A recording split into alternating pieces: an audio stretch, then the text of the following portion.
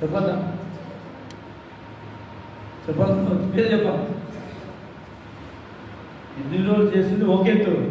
ఈ 2025 యేసయ్య గురించి ఎక్కువగా చెప్పగలగాల. ఇంకా అయిపోయింది దేవుడి కంటే ఇంకేమన్నా? వాక్యము దావీదు అంటాడు సార్, ఏమని సార్, ఆకాశమందు నువ్వు ఉండగా ఈ భూమి మీద నాకేమీ అక్కర్లేదు. మరి దేవుడి కంటే మనకేముంది? దేవుడి కంటే మహా గొప్పది ఏమీ లేదు, అంత జీవనే. ఆ మాట ఎందుకంటే దేవుడి గురించి ఎక్కువగా మనం చెప్పగలమన్నారు. చూడండి, దేవుడి యొక్క ఆరాధన ముందు దేవుని వాక్యం విందాము. కీర్తనలు 34వ కీర్తన. కీర్తనలు 34వ కీర్తన మొదటి వచనం ఎవరైనా చదవచ్చు. నేను ఎల్లప్పుడూ యెహోవాను సన్నుతించెదను. నేను ఎల్లప్పుడూ యెహోవాను సన్నుతించెదను. నిత్యము ఆయన కీర్తి నా నోట నుండును. నిత్యము ఆయన కీర్తి నా నోట నుండును. చదవండి. యెహోవాను బట్టి నేను అతిశయించుచున్నాను. దీనులు దాన్ని విని సంతోషించెదరు. దీనులు దాన్ని విని సంతోషించెదరు. నాతో కూడా యెహోవాను ఘనపరచుడి. మనం ఏకంగా కూడి ఆయన నామమును గొప్ప చేయుదుము. ఆయన నామమును గొప్ప చేయుదుము. నేను యెహోవా యొద్ద విచారణ చేయగా ఆయన నాకు ఉత్తరమిచ్చెను. నాకు కలిగిన భయమన్నిటిలో నుండి ఆయన నన్ను తప్పించెను. వారు ఆయన తట్టు చూడగా వారికి వెలుగు కలిగిను. వారి ముఖములు ఎన్నడూ లజ్జింకపోవును. చాలు. దేవుని యొక్క ఆరాధనలో భక్తుడైన దావీదు గురించే మళ్ళీ మనం చెప్పుకుంటాం కాబట్టి, నేను ఎల్లప్పుడూ యెహోవాను సన్నుతించెదను. నిత్యమైన కీర్తి నా నోట. ఎప్పుడంట? నిత్యం అంటే ఒక దినం కాదు, సమయం సందర్భం లేనప్పుడు నిత్యం. ఎల్లవేళయందు కష్టకాలమందు వల్లబుండ యేసు స్తుతింతు. ఎల్లను నీవే నా వెల్లడలా వల్లబడలే ఇవనింప. ఎల్లను నీవే నా వెల్లడలా వల్లబడలే ఇవనింప. ఎల్లవేళయందు కష్టకాలమందు వల్లబుండ యేసు స్తుతింతు. ఎప్పుడు వచ్చాడు? చెప్పండి. ఇప్పుడు పాట కూడా పాడాం కదా, ఎప్పుడు వచ్చాడు? ఎల్లవేళ కష్టకాలమందు నేను సంతోషంగానే దేవుడి మందిరానికి వస్తా, దేవుని ఆరాధిస్తా, అంతవరకు కాదంట. కష్టకాలములందు, దుఃఖంలో, వేదనలో, శ్రమలో ఉన్నప్పుడే దేవుని ఆరాధించడమే దేవుని ఆశీర్వాదం. తెలుసా? భక్తుడు అంటున్నాడు, నేను ఎల్లప్పుడూ యెహోవాను సన్నిధించుదును. నిత్యమైన నా కీర్తి ఆయన నోటి ఉంటుంది, దేవుని యొక్క కీర్తి. తర్వాత ఏమంటున్నాడు? నీవు యెహోవాను బట్టి నేను హర్షించున్నాను. ఎవరు బట్టి హర్షించుకున్నాడు? దేవుని బట్టే కదా. ఇప్పుడు నేను చెప్తాను, యువర్ సర్వెంట్ యువర్ గాడ్ అని చెప్తున్నాను. ఎందుకంటే ఈ ప్రపంచంలో లేని ఆధిక్యత నేను దేవుని నేను విచారణ చేసుకున్నాను. ప్రభువా, నా జీవితము, నా గమ్యము, నా స్థానం అంతా నీవేనయ్యాలి. ఎవరన్నా? నా జీవితము, నా శాస్త్రము, నా గమ్యము ఎవరన్నా? దేవుడే. ఇప్పుడు యువర్ తెలంగాణ కానీ ఆంధ్ర కావచ్చు, రాయలసీమ కావచ్చు, ఎక్కడైనా పోవచ్చు.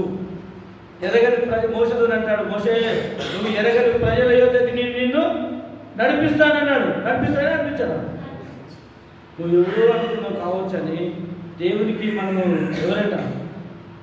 బంగారం నీది, వెండి నీది, ప్రజలు ఎవరు? ప్రజలు ఆయన ప్రజలు. మనమంతా ఎవరి ప్రజలము? దేవుని ప్రజలము. నా తండ్రి ఒకరు ఆకరిస్తే వారు నా ఎదుకు వస్తున్నారు. ఈరోజు మీ దగ్గర మేమంతా కలిసి దేవుని ఆరాధిస్తానికి వచ్చినామంటే దేవుని కృపని. కృపనా కదా? నేను ఊహించలేదు. ఎందుకంటే ఈ 2020 ఈ యొక్క బేతేలులో దేవుని సన్నిధిలో మీతో గడపడం కానీ, దేవుని స్తుతించడం కానీ సంతోషంగా ఉంది. ఎందుకు? దేవుని యొక్క కృప, దేవుని మహిమ ఇక్కడ నిండి ఉన్నదని నేను తెలుసుకుంటున్నాను. ఎవరున్నారు ఇక్కడ? దేవుని సన్నిధి కనపడుతుంది. మనం గుర్తెరగ అందుకే దావీదు అంటున్నాడు, యెహోవా నిత్యం ఆయన కీర్తి నా నోట నుండును, నేను యెహోవా బట్టి హర్షించున్నాను. తర్వాత ఏమంటున్నామా, దీనులు దాన్ని విని సంతోషించుదురు. ఎవరు సంతోషించాలా? మనల్ని బట్టి ఇతరులు సంతోషించాలి. మనల్ని బట్టి ఇతరులు దుఃఖపడద్దు. దుఃఖపడాలా? సంతోషించాలా? మనలో ప్రభుని బట్టి, మన ప్రభులో మనం ఉన్నాం కాబట్టి మన ఇతరులు బట్టి సంతోషించమన్నాం. చదవలేదు, నాతో కూడా యెహోవాను గణపరచుడి. ఎవరితో? అయ్యా మీరందరూ నాతో రండి, యెహోవాను గణపరుస్తాను. మనం అందరం కలిసి రండి, అయ్యా మీరందరూ మాతో కూడా రండి, మన దేవుని గణపరుస్తాను. వాక్యం చెప్తుంటే, నన్ను గణపరచు వారిని నేను గణపరచదును, నన్ను తునీకరించే వారిని. ఈరోజు తునీకరణ కారణం ఎవరో కాదు, నువ్వే. చాలా మంది అంటారు, అన్న అది కాదన్న, అక్క ఇట్లా కాదక్క, ఈ పరిస్థితి వచ్చింది. ఎవ్వరి పరిస్థితి కాదండి. నువ్వు దేవుని మందిరాన్ని గణపరిచి, దేవుని వాక్యాన్ని గణపరిచి, దేవుని ఆరాధిస్తూ దేవుని సన్నిధిలో నువ్వు ఎల్లకాలము ఆయన కీర్తి ఆయన నోట ఉంటే, దేవుని వాక్యం ఏంటంటే మొదటి సమయ గ్రంథం అంటారు 2వ అధ్యాయం 30 వచనం, నన్ను గణపరచు వారిని నేను గణపరచెదను, నన్ను తునీకరించే వారిని నేను తునీకారం పొందుతాను. దేవుని నామాన్ని ఎంత గణపరిస్తే నువ్వు అంతగా దేవుడిని గణపరుస్తాడు. దేవుడి నామాన్ని నువ్వు ఎంత స్మరిస్తే, దేవుని ఎంత కీర్తిస్తే, ప్రభు సన్నిధిలో నువ్వు ఎంత ఆరాధిస్తే, దేవుడు ఎంత మహిమ పరుస్తూ ఉంటే దేవుడిని అంత హెచ్చు స్థానంలో. అందుకే అంటున్నాడు, అయ్యా మీరందరూ నాతో కూడా రండి, మనం ఇద్దరు కలిసి యెహోవాను గణపరుస్తాం. అంటే దేవుని యొక్క నామాన్ని.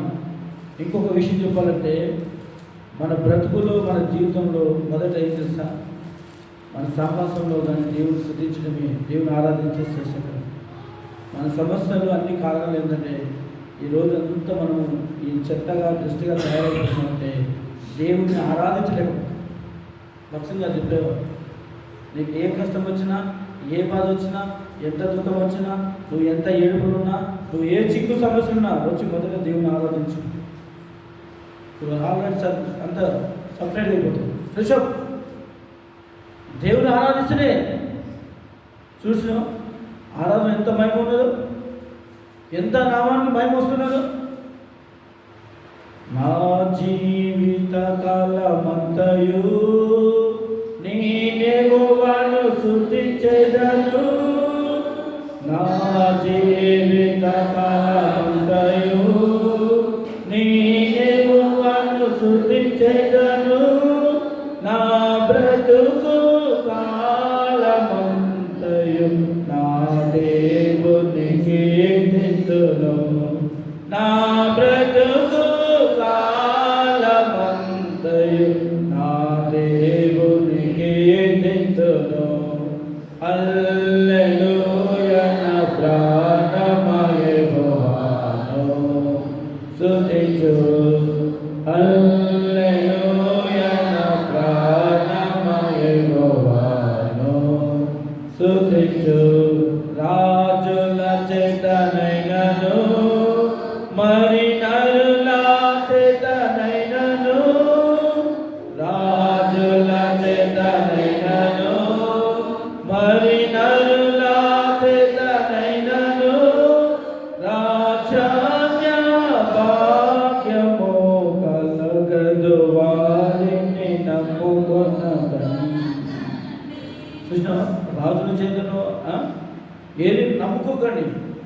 యాకోబు దేవుడుండు ఎవనికి సాయం బగును, యాకోబు దేవుడుండు ఎవనికి సాయం బగును, ఎవడి భూమ మీద ఆశ పెట్టను వాడే ధన్యుడు.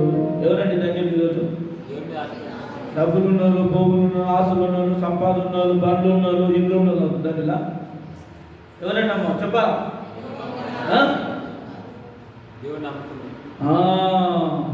యెహోవా గల నమ్ముకొని గల జనులు ధన్యులు. ఈ ధన్యత ఎవరికి లేదు. యాకోబు జీవితంలో ఎక్కడి నుంచి వచ్చినాడు? బేతేలు అని పేరు పెట్టినా లేదా? మీ మందిర పేరు ఏం పేరు? మరి బేతేలు ఆ యొక్క సన్నిధిని గుర్తెరుగుతున్నావా? వచ్చి రావడం ఎవరైనా వస్తారు, ఎవరైనా పోతారు. రేపు ఈ ఊరు మొత్తం వస్తారు. ఏ ఊరు మీది? పట్టణం వాళ్ళు కూడా వస్తారు ఇడికి. తెలుసా? నువ్వు నమ్ముతున్నావా?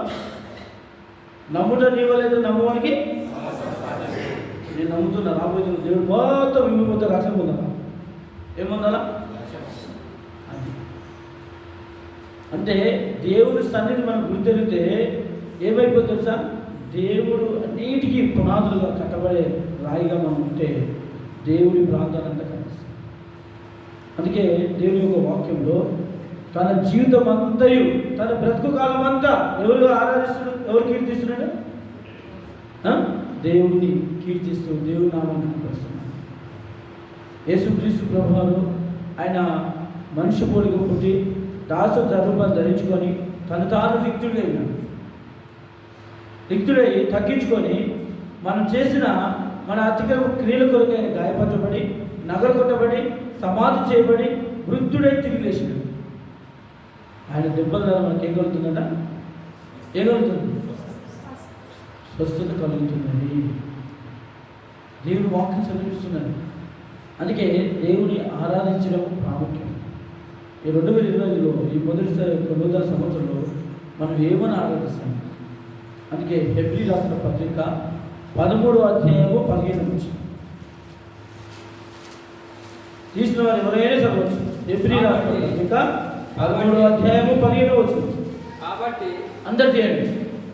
చదవలసిన వారు బైబిల్ అందరు తీయాలా? బైబిల్ తీయాలా, చూడాలా, చదవాలా?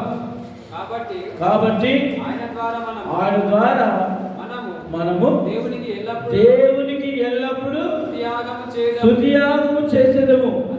అనగా ఆయన నామమును ఒప్పుకొనుచు జీవాఫలము అర్పింతుము. ఎవరి నామం ఒప్పుకోనంట? ప్రభువైన యేసుక్రీస్తు నామాన్ని ఒప్పుకొనుచు ఆయనను స్తుతిస్తూ మన జీవాఫలమానికి అర్పించాలా? అదే ఆనందం. ప్రభు కోరుకున్నది అదే.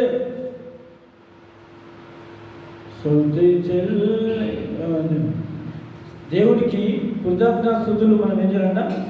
చెల్లించాలి. స్తుతి చెల్లించకపోతే, దేవుణ్ణి ఆరాధించకపోతే దేవుని మహిమను మనం చూడలేకపోతాం. అంటే దేవుని వాక్యం చెప్తుంది, ఆయన ఎల్లప్పుడూ ఆయన ఏం చేయాలంట? స్తుతి యాగము చేసేదము. ఎల్లప్పుడూ ఆయన జీవఫలం మనం అర్పించడము. దేవుని వాక్యం ఏం చెప్తుందంటే, అందుకే ఆయన ఏం చేసినా తెలుసా? ఎఫెసీ రాసిన పత్రిక 5వ అధ్యాయము 2వ వచనం. ఎఫెసీ రాసిన పత్రిక 5వ అధ్యాయము 2వ వచనం.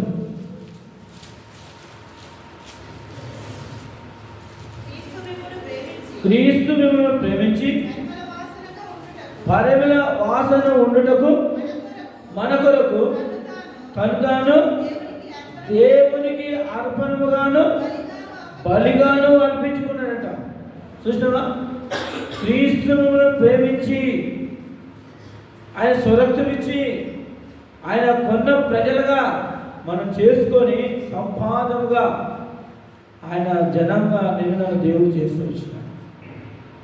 పరిమళ సువాసనగా చేస్తూ వచ్చినాడు.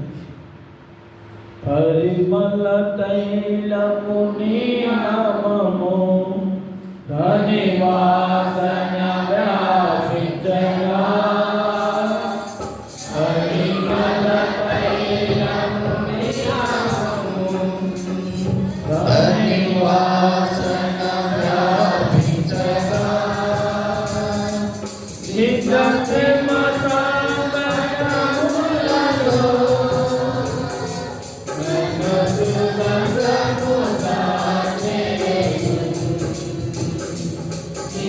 Let's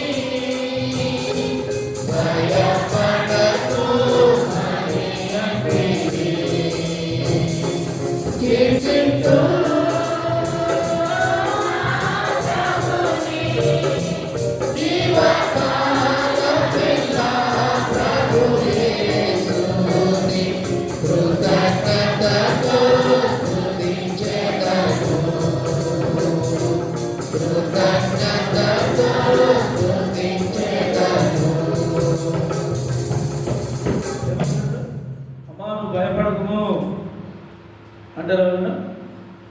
దేవుడు ఏమంటాడు? లేవనెత్తుకొని నువ్వు భయపడకము. యాకోబు, నేను సృజించిన వాడు నీకు ఇలాగ చదివిస్తున్నాడు, నేను నిర్మించిన వాడు ఇలాగ పేరు పెట్టి నేను పిలుస్తున్నాడు, నువ్వు నా సొంతం, నువ్వు భయపడకము అంటున్నాడు. ఇప్పుడేమో ప్రజలు భయం భయం భయం భయం సంభవం. ఇప్పుడు ఉందా? 2000 భయం ఉందా? మాకైతే ఏం భయం లేదు. ఎందుకు? బ్రతుకుదేమో నా ప్రభు దేవుడికి నిరీక్షణ.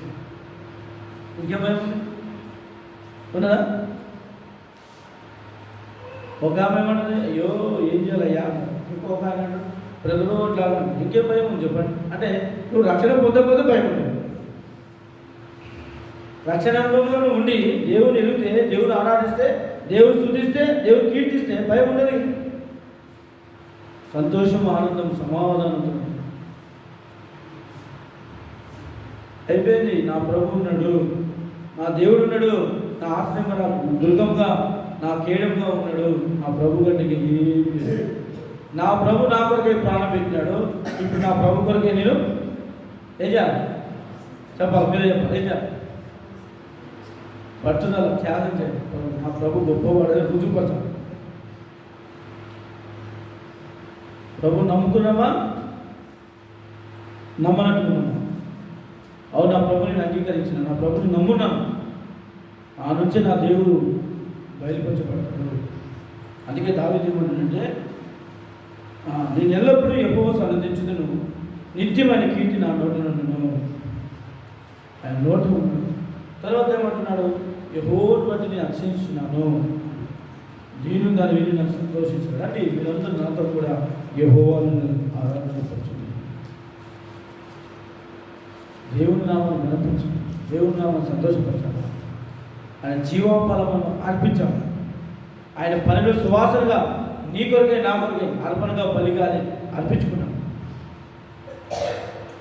ఇర్మియా గ్రంథం జరిగిన 31 అంటాడు. ఎట్లా అంటే తెలుసా? అన్నీ నువ్వు మర్చిపోయినా దేవుడు మరొకడు నీ ఇరువాయిలో చెప్పినప్పుడు ఎట్లా ప్రేమించినట్టు తెలుసా? ఇర్మియా జరిగిన 33 చాలా కాలం కిందట యెహోవాకు నాకు ప్రత్యక్షమై శాశ్వతమైన ప్రేమతో నిన్ను ఏమంటున్నాను? దేవుడు ప్రేమిస్తే ఉన్నాడట.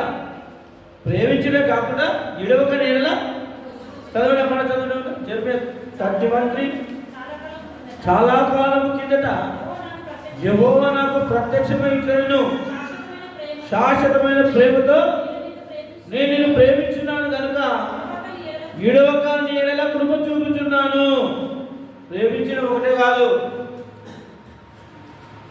ప్రేమించే బదులమే కాదు, నా ప్రాణం పెట్టడానికి కూడా సిద్ధమై ఉండాలంట దేవుడి కొరకు.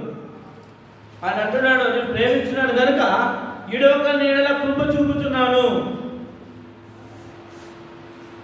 అది కూడా దావీదు కృపను సంపాదించుకున్న వాడుగా ఉన్నాడు. ఈరోజు చాలామంది ఏం చేస్తున్నారు? కృపను మొత్తం పొందలేకపోతున్నారు. దేవుని ఆశీర్వాదం అంటే ఏంటి? దేవుని ఆశీర్వాదం అంటే దేవునితో మనము బ్లెస్సింగ్లో మన దేవునితో మనం గడిపితే దేవుడు మనతో నడిపిస్తాడు. నువ్వు ఎక్కడైనా పో, ఏ ప్రాంతాలలో పో, దేవుడు అంటాడు నీతో వచ్చి వాడు నీ దేవుడు పోవా. ఆయన సన్నిధి మనకు తోడుగా ఉంటుందంట. అందుకే భక్తుడు అంటున్నాడు, ఏమంటున్నాడు? చదువు శాశ్వతమైన ప్రేమతో నేను నిన్ను ప్రేమించున్నాను కనుక ఇడవకాన్ని ఎలా కృప చూపుచున్నాను. మనం అది జరగలేకపోతున్నాం. దేవుని కృపను మనం పొందలేకపోతున్నాం. దేవుని ఆరాధించలేకపోతున్నాం.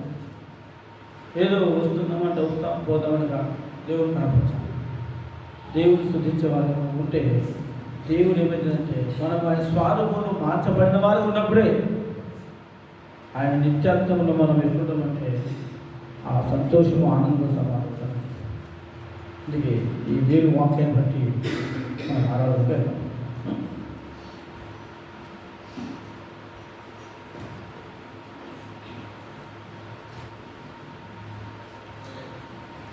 ఒక సహోదరుడు సహోదరి దావీదు లేఖన 34 కీర్తన ఆధారం చేసుకొని కొన్ని లేఖన భాగాలు మనం చూసాం. కాబట్టి మీకు అర్థమైన రీతిలో మనం మర్చిపోయినా దేవుని ప్రేమించకపోయినా ఆయన ప్రేమిస్తూనే ఉన్నాడు. కాబట్టి మనం కూడా ప్రతి సమయం కూడా కష్టాలను